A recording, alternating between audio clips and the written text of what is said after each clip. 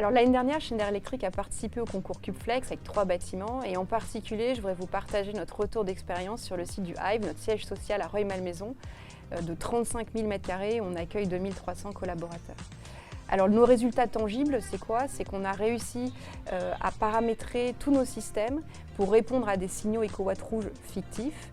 Et les jours de signal EcoWatt rouge, on a réduit nos consommations d'électricité de 35% pendant la période de tension électrique et de 16% en moyenne sur la journée. Donc on voit bien en fait qu'on allie sobriété énergétique, consommer moins, et puis flexibilité, consommer mieux, c'est-à-dire consommer au bon moment. Et très concrètement, comment on a réussi à obtenir ces résultats?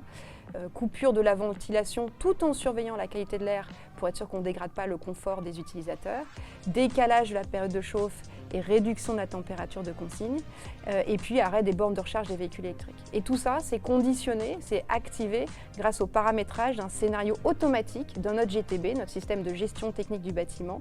Sur activation du signal EcoWatt rouge, tous les systèmes vont automatiquement se mettre dans un mode de sobriété énergétique. Les résultats de la saison 1 du concours CubeFlex sont significatifs et ils confirment le rôle que le secteur tertiaire peut jouer dans la sécurisation du fonctionnement du système électrique.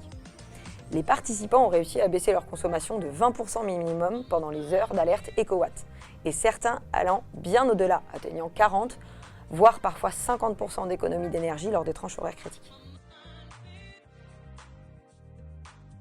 60 bâtiments ont participé au concours CubeFlex et ont fait des résultats significatifs. Avec la saison 2 de CubeFlex, on veut aller plus loin. On veut pouvoir généraliser les enseignements et fiabiliser les résultats obtenus. On veut savoir si on obtient les mêmes résultats avec 60 bâtiments et plusieurs centaines de bâtiments. Deuxièmement, on veut valoriser financièrement la flexibilité électrique, c'est-à-dire faire de CubeFlex saison 2 un bac à sable dans lequel on creuserait les pistes, on identifierait les freins à lever pour trouver des solutions de valorisation financière à la flexibilité électrique dans les bâtiments tertiaires.